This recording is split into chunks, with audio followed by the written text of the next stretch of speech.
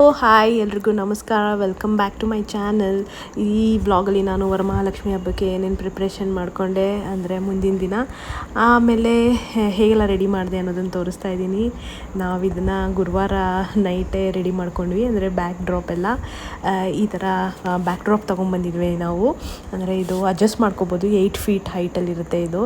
ಆಮೇಲೆ ಇದನ್ನು 6 ಫೀಟು ಮಾಡ್ಕೋಬೋದು, 3 ಮಾಡ್ಕೋಬೋದು. ಆ ಥರ ಅಡ್ಜಸ್ಟ್ ಮಾಡಿಕೊಂಡು ಮಾಡ್ಬೋದು, ನಮ್ಗೆ ಯಾವ ಹೈಟ್ ಬೇಕೋ ಅದು. ಫ್ಲವರ್ ಎಲ್ಲ ನಾವು KR ಮಾರ್ಕೆಟಿಂದ ತೊಗೊಂಡ್ಬಂದಿದ್ದು, KR ಮಾರ್ಕೆಟಿಂದ.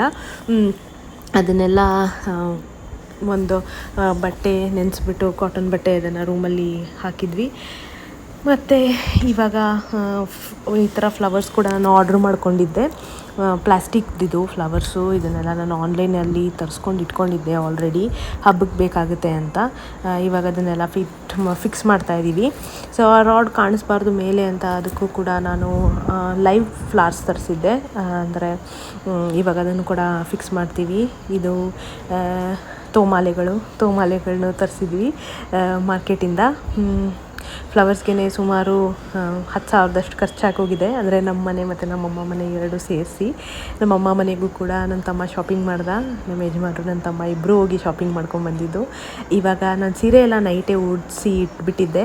ಇನ್ನೇನು ಕಳಶ ಒಂದು ಇಡಬೇಕಿತ್ತು, ಅದನ್ನು ದೇವ್ರ ಮನೆಯೆಲ್ಲ ರೆಡಿ ಮಾಡ್ಕೊಂಡಾದ್ಮೇಲೆ ಇಡೋಣ ಅಂದ್ಬಿಟ್ಟು ಇವಾಗ ದೇವ್ರ ಪಾತ್ರೆ ಎಲ್ಲ ತೊಳ್ಕೊಂಡು ಅದಕ್ಕೂ ಕೂಡ ಕುಂಕುಮ ಎಲ್ಲ ಹಚ್ಕೋತಾ ಇದ್ದೀನಿ.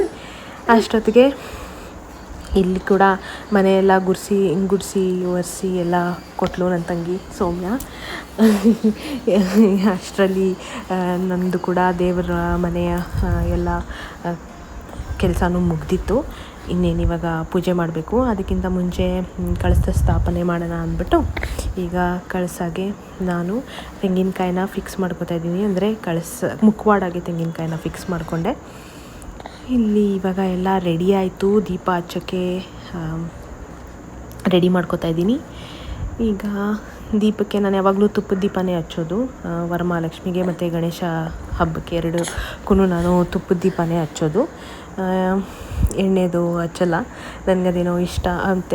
ಆ ದೀಪನ ನಾನು ಆರಕ್ಕೂ ಬಿಡಲ್ಲ, ಅದು ಉರಿತಾನೆ ಇರಬೇಕು ಅನ್ನೋದೇ ನನ್ನ ಇಷ್ಟ. ನನಗೆ ತುಂಬ ಇಷ್ಟ ಅದು ಉರಿತಾ ಇದ್ದರೆ. ಸೊ ಇಲ್ಲಿ ಆಲ್ಮೋಸ್ಟ್ ಎಲ್ಲ ರೆಡಿ ಆಯಿತು. ಇವಾಗ ಇನ್ನೇನು ಪೂಜೆ ಮಾಡಬೇಕು. ಆದರೆ ನಾನು ಪೂಜೆ ಮಾಡೋಕ್ಕೆ ಮುಂಚೆ ದೇವರಿಗೆ ಅರ್ಚನೆ ಮತ್ತು ಅಭಿಷೇಕ ಮಾಡ್ತೀನಿ. ನನ್ನ ಹತ್ರ ಒಂದು ಚಿಕ್ಕದು ಬೆಳ್ಳಿದು ಲಕ್ಷ್ಮೀ ವಿಗ್ರಹ ಇದೆ. ನಾನು ಪ್ರತಿ ವರ್ಷ ಕೂಡ ಅದಕ್ಕೆ ಅರ್ಚನೆ ಮತ್ತು ಅಭಿಷೇಕ ಮಾಡಾದ್ಮೇಲೆ ನಾನು ಪೂಜೆ ಮಾಡೋದು ಮನೇಲಿ. ಸೊ ಇವಾಗ ಇಲ್ಲಿ ನಾವು ಕೂತ್ಕೊಂಡು ಅರ್ಚನೆಗೆಲ್ಲ ರೆಡಿ ಮಾಡ್ಕೊಂಡಿದ್ದೀವಿ. ನನ್ನ ಮಗ ಕೂಡ ಅಷ್ಟೊತ್ತಿಗೆ ಎದ್ದ, ಎಲ್ಲ ರೆಡಿ ಮಾಡ್ಕೊಳ್ಳೋ ಅಷ್ಟೊತ್ತಿಗೆ ಕರೆಕ್ಟಾಗಿ ಎದ್ದ. ಅವನಿಗೂ ಬೇಗ ಸ್ನಾನ ಮಾಡಿಸ್ಕೊಂಬಂದು ನಮ್ಮ ಜೊತೆ ಕೂಡಿಸ್ಕೊಂಡಿದ್ದೀವಿ. ಇಲ್ಲಿ ನಾವು ಅರ್ಚನೆ ಮಾಡ್ತಾಯಿದ್ದೀವಿ, ನಾನು ಮತ್ತು ನಮ್ಮ ಯಜಮಾನರು. ಅವನು ಕೂಡ ಮಧ್ಯ ಬಂದು ನಮ್ಮ ಕುಂಕುಮದಲ್ಲಿ ಕೈ ಹಾಕಿ ನಾನು ಹಾಕ್ತೀನಿ ಅಂತ ಇದ್ದ. ಅವನ ಕೈಲಿ 1-2 ಸತಿ ಅರ್ಚನೆ ಕೂಡ ಮಾಡಿಸಿದ್ವಿ. ಇದೊಂದು ಸೆಕೆಂಡ್ ವರಮಹಾಲಕ್ಷ್ಮಿ.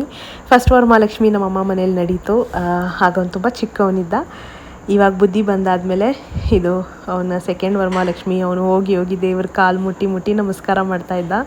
ಅವನು ಏನು ಕೂಡ ಎಳೀಲಿಲ್ಲ. ನಾನು ತುಂಬ ಭಯಪಟ್ಕೊಂಡಿದ್ದೆ, ತೀಟೆ ಇದ್ದಾನೆ, ಏನು ಮಾಡಿಬಿಡ್ತಾನೋ ಅಂತ.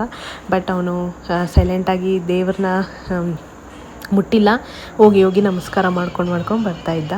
ಸೊ ಇಲ್ಲಿ ನಾನು ಫ್ಲವರಲ್ಲೇ ರಂಗೋಲಿ ಬಿಟ್ಟಿದ್ದೆ, ಅದ್ರ ಮಧ್ಯೆ ಒಂದು ದೀಪ ಕೂಡ ಇಟ್ಟಿದ್ದೆ. ತುಂಬ ಚೆನ್ನಾಗಿ ಕಾಣಿಸ್ತಾ ಇತ್ತು. ಸೊ ಫೈನಲಿ ನಮ್ಮದು ಪೂಜೆ ಎಲ್ಲ ಮುಗ್ದಾದ್ಮೇಲೆ ಇವಾಗ ನಾನು ಅಡುಗೆ ಮಾಡೋಣ ಅಂತ ಅಡುಗೆ ಮನೆ ಕಡೆ ಹೋದೆ. ನಾನು ಅಡುಗೆಗೆ ಮಸಾಲೆ ಚಿತ್ರಾನ್ನ, ಕೋಸು ಪಲ್ಯ, ನುಗ್ಗೆಕಾಯಿ ಬೇಳೆ ಸಾರು, ಅನ್ನ, ಪಕೋಡ ಮತ್ತು ಅನ್ನದ ಪಾಯಸ ಮಾಡಿದ್ದೆ. ಅದನ್ನೇ ಎಲ್ಲರೂ ತಿಂದ್ವಿ. ಮತ್ತು ತಿಂದ್ಬಿಟ್ಟು ನಂಗೆ ತುಂಬ ಟಯರ್ಡ್ ಆಗಿತ್ತು, ನಾನು ಮಲ್ಕೊಂಡ್ಬಿಟ್ಟಿದ್ದೆ. ಮಧ್ಯಾಹ್ನ ಸ್ವಲ್ಪ ಹೊತ್ತು ಎಲ್ಲರೂ ಮಲ್ಕೊಂಡಿದ್ವಿ ಒಂದು ರೌಂಡು. ಮತ್ತು ಸಂಜೆ ಅರ್ಶಿನ ಕುಂಕುಮ ತೊಗೊಂಬರೋಣ ಅಂತ ಎಲ್ಲರ ಮನೆಗೂ ಹೋಗಿದ್ದೆ. ಎಲ್ಲರೂ ಕೂಡ ನಮ್ಮ ಮನೆಗೂ ಬಂದಿದ್ದರು. ಅದಾದಮೇಲೆ ಸ್ವಲ್ಪ ಫೋಟೋಸ್ ತೊಗೊಂಡ್ವಿ. ಇಲ್ಲಿ ಫ್ಯಾಮಿಲಿ ಫೋಟೋಸು ಮತ್ತು ನಂದು ಸೌಮ್ಯ ಅದೆಲ್ಲ. ಇದು ನಮ್ಮ ಆಂಟಿ ಮನೆ ಲಕ್ಷ್ಮಿ, ಇದು ನನ್ನ ತಮ್ಮನ ಮನೆ ಲಕ್ಷ್ಮಿ.